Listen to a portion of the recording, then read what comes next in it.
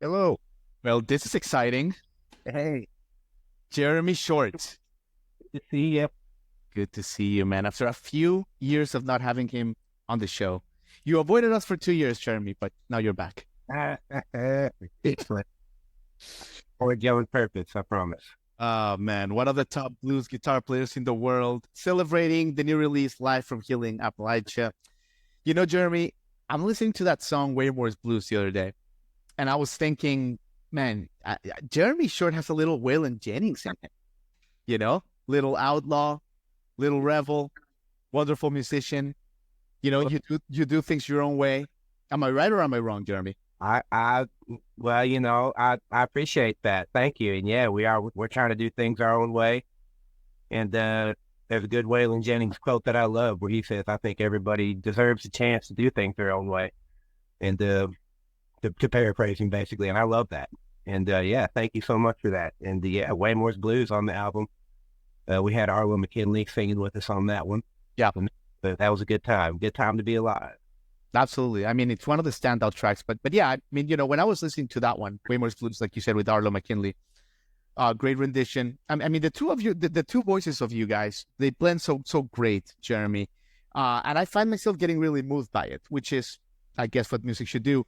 But then I go, man, I have to tell Jeremy that about the art of being a guest musician, because I've seen you headline big festivals like Master Musicians, and I've seen you guest shows like at Grace Bowers' show, and you do it so well. Like being a guest musician is a skill, right, Jeremy? Like you gotta Really.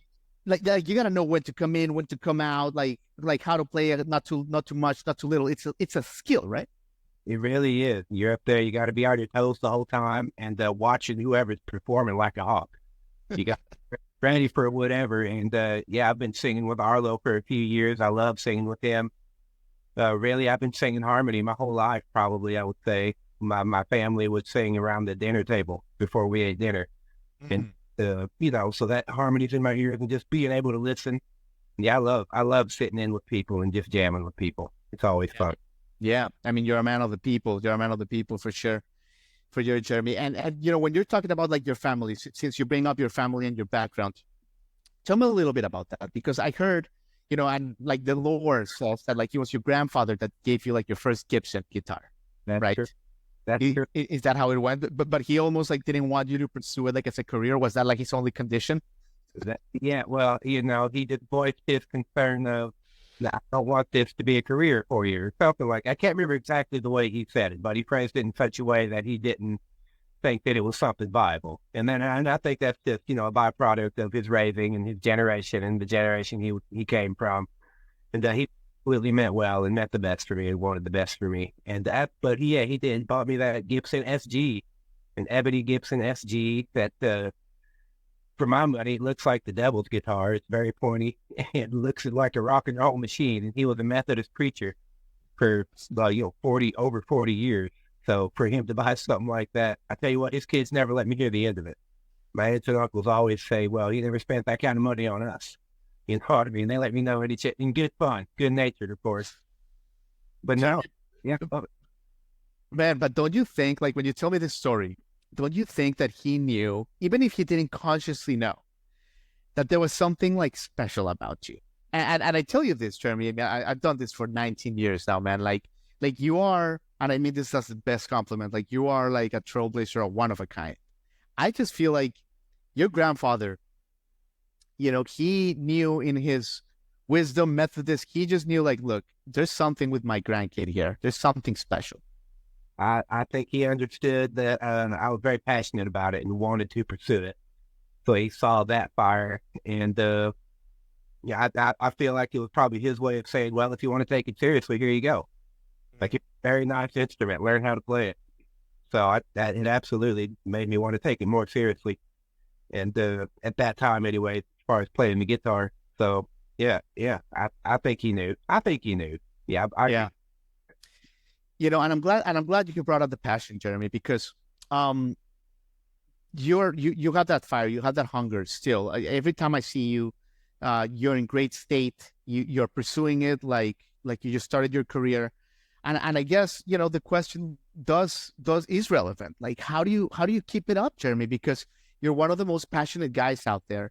And it's not easy to be like that every day, especially the industry can kick your ass sometimes, but you're always finding like the light, man. And you're always kind of like keeping in that positive state. How do you do it? Well, you'd go crazy otherwise. I feel like if you didn't try to stay positive and maintain a positive outlook about things. But yeah, the stuff gets hard, and you just got to fight through it and keep doing what you're doing, and don't let people get you down or the industry get you down, as it might from time to time.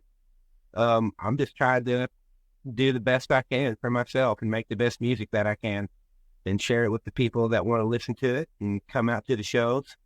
And I hope that's you one of these days here soon. We're trying to get a Nashville play here coming up, so hopefully I see you out somewhere. Absolutely. Well, the last time I saw you, you had an amazing red jacket, if my memory serves me right. I mean, talk about a fashion icon. It was, for my audience that doesn't know, it was backstage at this Grace Bowers show. And there were so many like people back there, like so many like famous faces and friends of the show.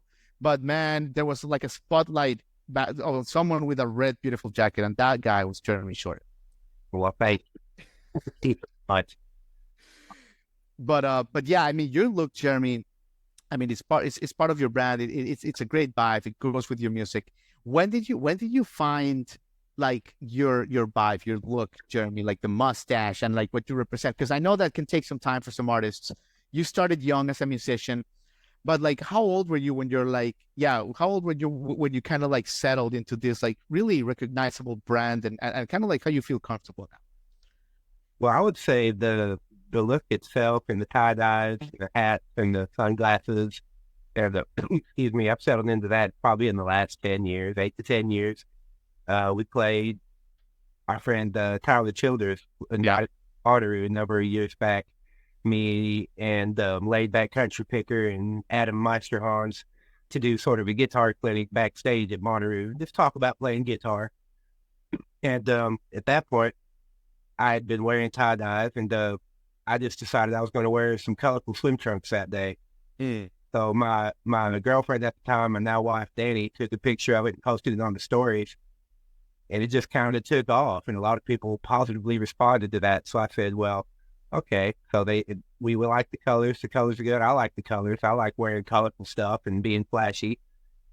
And yeah, I love it. It's just kind of stuck around, and it absolutely fits the vibe of the music, like you said. Hell yeah. No. I mean, it's perfect for you. And Danny, how long have you been together with Danny since you guys started dating? It's been a minute, right? We started dating in 2012. 12 years. 12 years. And married since May. Man. And you talk about her publicly, about your devotion for each other. It's really a beautiful thing.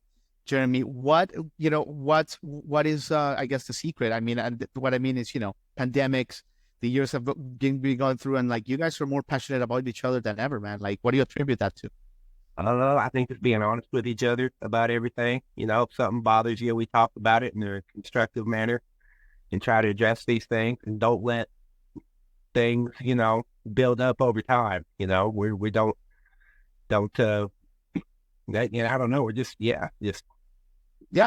other and try to maintain an honest relationship with each other where we're not holding stuff in, and I love it. Yeah.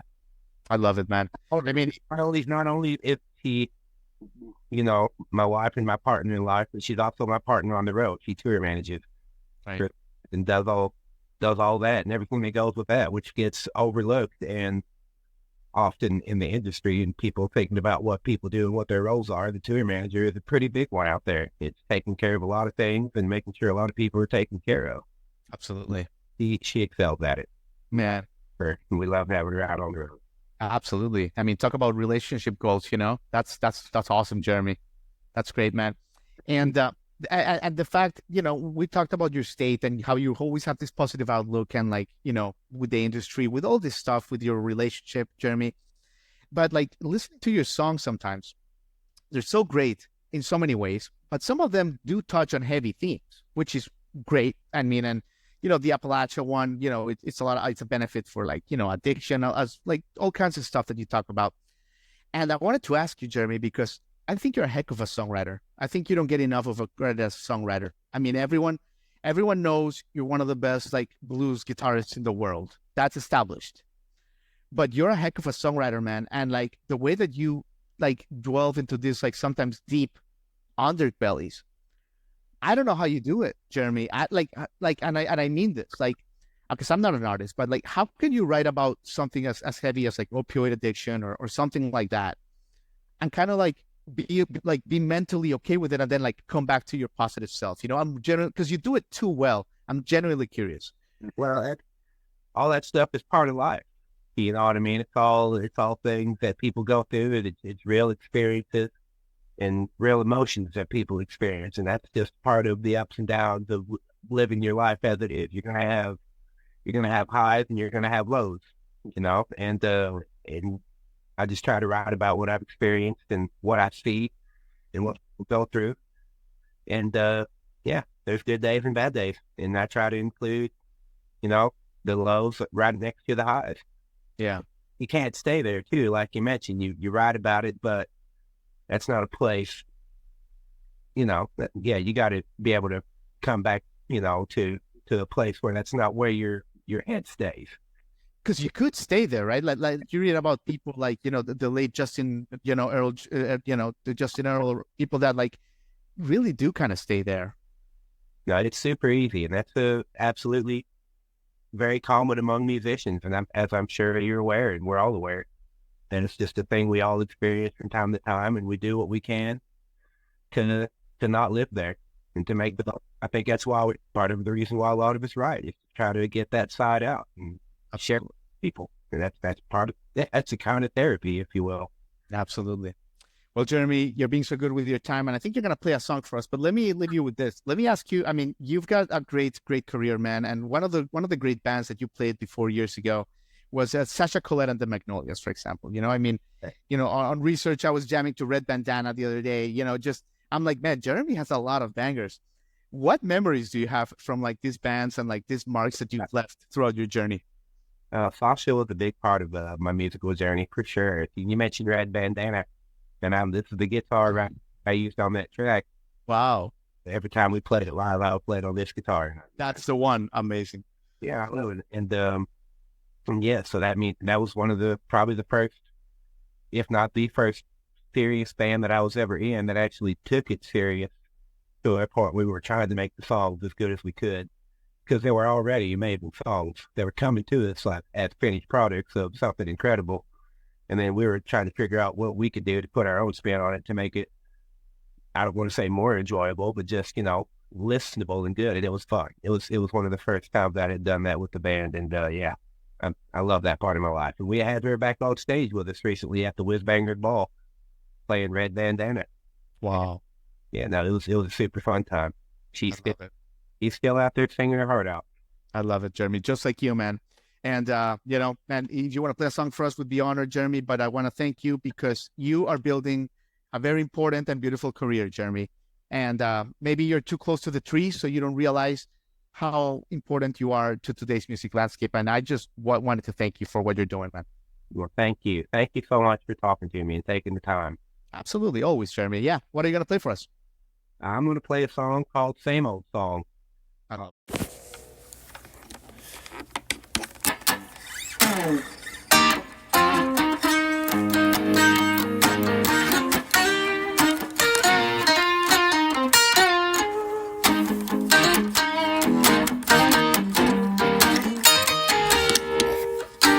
I can't handle pressure. I break down, things go wrong. It seems so unprofessional. All my life, same old song, same old song. On and on, same old song. Yeah, on and on. The world just seems so cruel to me sometimes.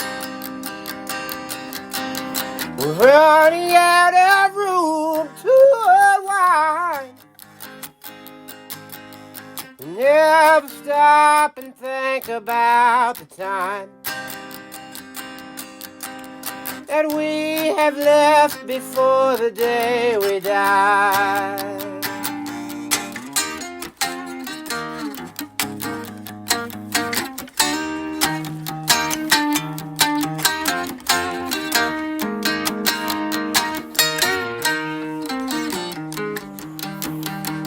I can't make decisions. It's more than I can bear. Just might fuck the whole thing up and have to live with the despair, sweet despair. It's in the air, sweet despair. It's in the air. But I don't like the world today. Guess it'll always be this way, unless we sit and figure out that we're really all the same, all the same. Every day, all the same. Every day, the world is full of possibilities. I never did dream of what could be. Never stop and think about the why. That all we seem to do is just get by.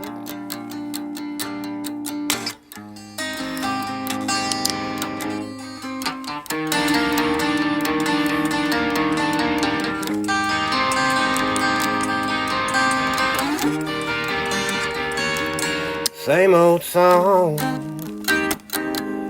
on and on. Same old song, on and on. Same old song, on and on. Same old song, on and on.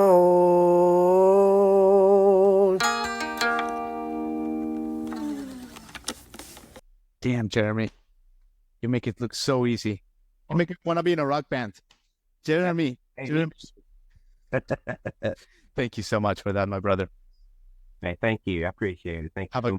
Have a great day, and I hope to catch with you sooner rather than later, Jeremy. Oh, 100%. Let's do it. Take care. Thank you. We'll see you. Hi, everybody. Thanks for watching. Subscribe here for the latest from the show. Also, be sure to check out more of the best clips from J-Rod Concert Media.